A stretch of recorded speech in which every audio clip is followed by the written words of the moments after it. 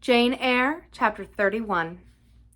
My home, then, when I at last find a home, is a cottage, a little room with whitewashed walls and a sanded floor, containing 4 painted chairs and a table, a clock, a cupboard with 2 or 3 plates and dishes, and a set of tea things in delf. Above, a chamber of the same dimensions as the kitchen, with a deal bedstead and chest of drawers, small, yet too large to be filled with my scanty wardrobe, though the kindness of my gentle and generous friends has increased that by a modest stock of such things as are necessary. It is evening. I have dismissed with the fee of an orange the little orphan who serves me as a handmaid. I am sitting alone on the hearth. This morning the village school opened. I had 20 scholars, but 3 of the number can read, none write or cipher. Several knit, and a few sew a little. They speak with the broadest accent of the district. At present they and I have a difficulty in understanding each other's language. Some of them are unmannered, rough, intractable, as well as ignorant, but others are docile, have a wish to learn, and evince a disposition that pleases me. I must not forget that these coarsely clad little peasants are of flesh and blood, as good as the scions of gentlest genealogy, and that the germs of native excellence, refinement, intelligence, kind feeling are as likely to exist in their hearts as in those of the best born. My duty will be to develop these germs. Surely I shall find some happiness in discharging that office. Much enjoyment I do not expect in the life opening before me, yet it will, doubtless, if I regulate my mind and exert my powers as I ought, yield me enough to live on from day to day. Was I very gleeful, settled, content during the hours I passed in yonder bare, humble schoolroom this morning and afternoon? Not to deceive myself, I must reply, no. I felt desolate to a degree. I felt, yes, idiot that I am, I felt degraded. I doubted I had taken a step which sank instead of rising me in the scale of social existence. I was weakly dismayed at the ignorance, the poverty, the coarseness of all I heard and saw round me. But let me not hate and despise myself too much for these feelings. I know them to be wrong. That is a great step gained. I shall strive to overcome them. Tomorrow, I trust, I shall get the better of them partially, and in a few weeks, perhaps, they will be quite subdued. In a few months, it is possible the happiness of seeing progress and a change for the better in my scholars may substitute gratification for disgust. Meantime, let me ask myself one question. Which is better, to have surrendered to temptation, listened to passion, made no painful effort, no struggle, but to have sunk down in the silken snare, fallen asleep on flowers covering it, wakened in a southern clime amongst the luxuries of a pleasure villa, and to have now been living in France, Mr. Rochester's mistress, delirious with his love half my time, for he would, oh yes, he would have loved me well for a while. He did love me. No one will ever love me so again. I shall never more know the sweet homage given to beauty, youth, and grace, for never to anyone shall I seem to possess these charms. He was fond and proud of me. It is what no man besides will ever be.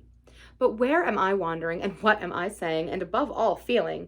Whether it is better, I ask, to be a slave in a fool's paradise at Marseilles, fevered with delusive bliss 1 hour, suffocating with the bitterest tears of remorse and shame the next, or to be a village schoolmistress, free and honest, in a breezy mountain nook in the healthy heart of England. Yes, I feel now that I was right when I adhered to principle and law, and scorned and crushed the insane promptings of a frenzied moment. God directed me to a correct choice. I thank his providence for the guidance. Having brought my eventide musing to this point, I rose, went to my door, and looked at the sunset of the harvest day, and at the quiet fields before my cottage, which, with the school, was distant half a mile from the village. The birds were singing their last strains. The air was mild, the dew was balm. While I looked, I thought myself happy, and was surprised to find myself ere long weeping. And why? For the doom which had reft me from adhesion to my master? For him I was no more to see? For the desperate grief and fatal fury, consequences of my departure, which might now perhaps be dragging him from the path of right, too far to leave hope of ultimate restoration thither? At this thought, I turned my face aside from the lovely sky of Eve and lonely vale of Morton. I say lonely, for in that bend of it visible to me there was no building apparent save the church and the parsonage, half hid in trees, and quite at the extremity, the roof of Vale Hall, where the rich Mr. Oliver and his daughter lived. I hid my eyes and leant my head against the stone frame of my door, but soon a slight noise near the wicket which shut in my tiny garden from the meadow beyond it made me look up. A dog, old Carlo, Mr. Rivers' pointer, as I saw in a moment, was pushing the gate with his nose, and St. John himself leant upon it with folded arms, his brow knit, his gaze grave, almost to displeasure, fixed on me. I asked him to come in. "No, I cannot stay. I have only brought you a little parcel my sisters left for you. I think it contains a color box, pencils, and paper." I approached to take it. A welcome gift it was. He examined my face, I thought, with austerity as I came near. The traces of my tears were doubtless very visible upon it. "Have you found your first day's work harder than you expected?" he asked. "Oh, no, on the contrary, I think in time I shall get on with my scholars very well." "But perhaps your accommodations, your cottage, your furniture have disappointed your expectations? They are, in truth, scanty enough, but—" I interrupted. "My cottage is clean and weatherproof, my furniture sufficient and commodious. All I see has made me thankful, not despondent. I am not absolutely such a fool and sensualist as to regret the absence of a carpet, a sofa, or a silver plate. Besides, 5 weeks ago I had nothing. I was an outcast, a beggar, a vagrant. Now I have acquaintance, a home, a business. I wonder at the goodness of God, the generosity of my friends, the bounty of my lot. I do not repine." "But you feel solitude and oppression. The little house there behind you is dark and empty."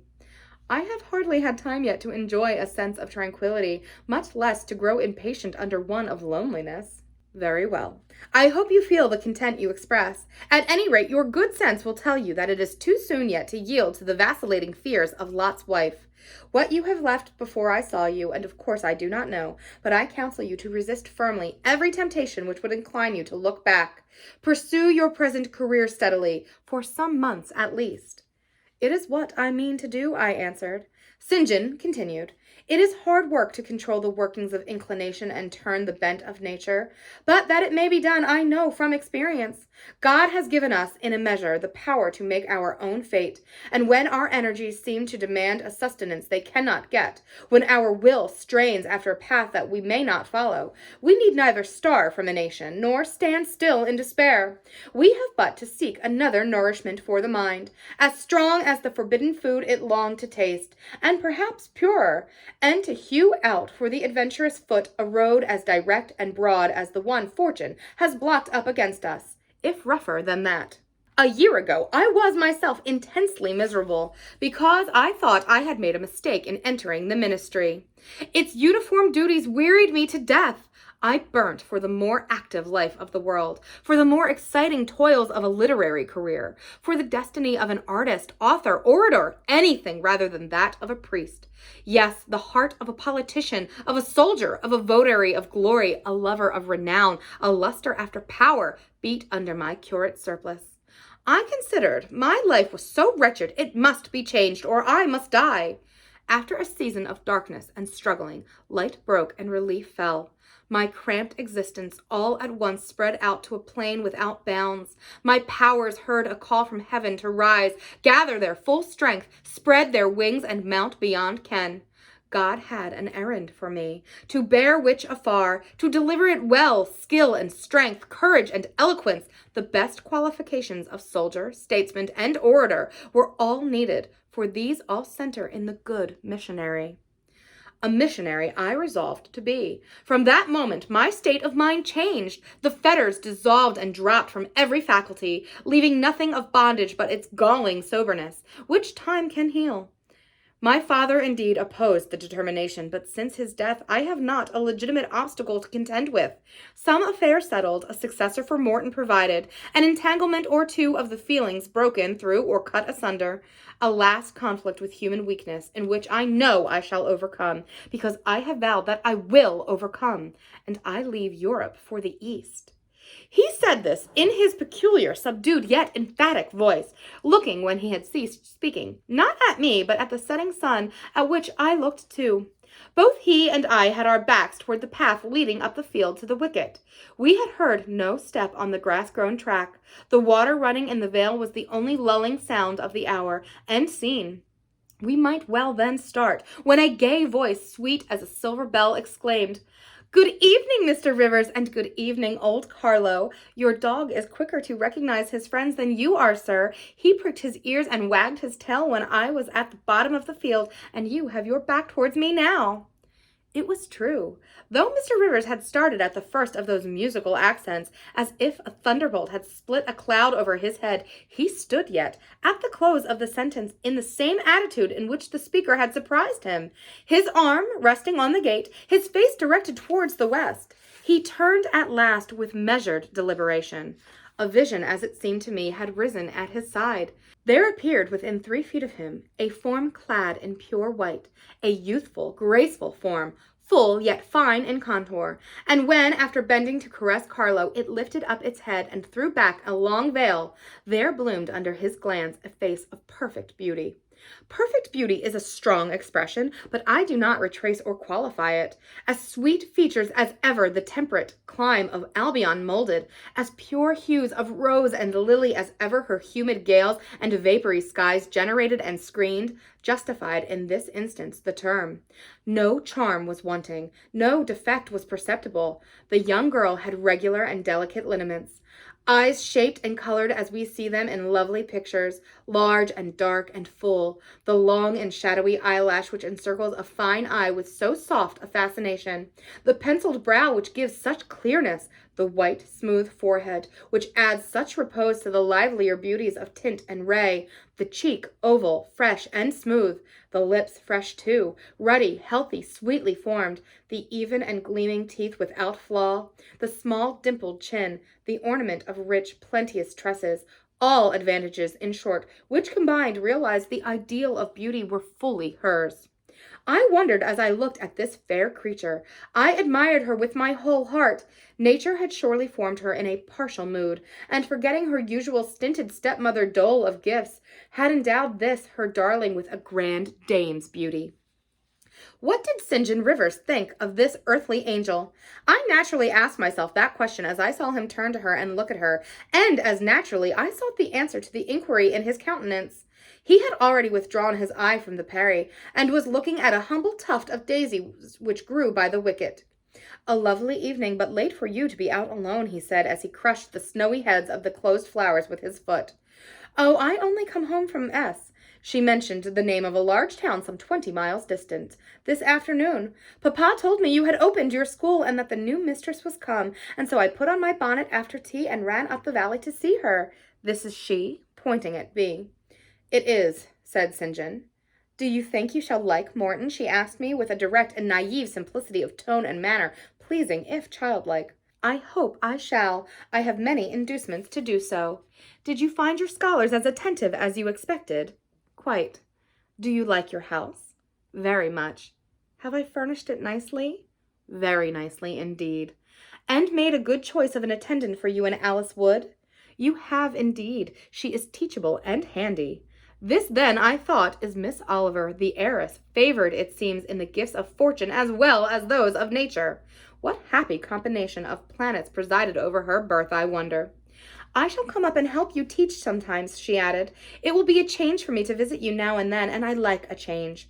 Mr. Rivers, I have been so gay during my stay at S. Last night, or rather this morning, I was dancing till 2 o'clock. The regiment are stationed there since the riots, and the officers are the most agreeable men in the world. They put all our young knife grinders and scissor merchants to shame." It seemed to me that Mr. St. John's under lip protruded, and his upper lip curled a moment. His mouth certainly looked a good deal compressed, and the lower part of his face unusually stern and square, as the laughing girl gave him this information. He lifted his gaze, too, from the daisies, and turned it on her. An unsmiling, a searching, a meaning gaze it was. She answered it with a second laugh, and a laughter well became her youth, her roses, her dimples, her bright eyes. As he stood, mute and grave, she again fell to caressing Carlo. "Poor Carlo loves me," she said. "He is not stern and distant to his friends, and if he could speak, he would not be silent." As she patted the dog's head, bending with native grace before his young and austere master, I saw a glow rise to that master's face. I saw his solemn eye melt with sudden fire and flicker with resistless emotion. Flushed and kindled thus, he looked nearly as beautiful for a man as she for a woman. His chest heaved once, as if his large heart, weary of despotic constriction, had expanded despite the will and made a vigorous bound for the attainment of liberty. But he curbed it, I think, as a resolute rider would curb a rearing steed. He responded neither by word nor movement to the gentle advances made him. "Papa says you never come to see us now," continued Miss Oliver, looking up. "You are quite a stranger at Vale Hall. He is alone this evening and not very well. Will you return with me and visit him?" "It is not a seasonable hour to intrude on Mr. Oliver," answered St. John. "Not a seasonable hour, but I declare it is. It is just the hour when Papa most wants company, when the works are closed and he has no business to occupy him. Now, Mr. Rivers, do come. Why are you so very shy and so very somber?" She filled up the hiatus his silence left by a reply of her own. "I forgot," she exclaimed, shaking her beautiful curled head as if shocked at herself. "I am so giddy and thoughtless. Do excuse me. It had slipped my memory that you have a good reason to be indisposed for joining me in my chatter. Diana and Mary have left you, and Moor House is shut up, and you are so lonely. I am sure I pity you. Do come and see Papa." "Not tonight, Miss Rosamond, not tonight." Mr. St. John spoke almost like an automaton. Himself only knew the effort it cost him thus to refuse. "Well, if you are so obstinate, I will leave you, for I dare not stay any longer. The dew begins to fall. Good evening." She held out her hand. He just touched it. "Good evening," he repeated in a voice low and hollow as an echo. She turned, but in a moment returned. "Are you well?" she asked. Well might she put the question. His face was as blanched as her gown. "Quite well," he enunciated, and with a bow he left the gate. She went one way, he another. She turned twice to gaze after him as she tripped fairy-like down the field. He, as he strode firmly across, never turned at all. This spectacle of another suffering and sacrifice rapt my thoughts from the exclusive meditation on my own. Diana Rivers had designated her brother inexorable as death. She had not exaggerated.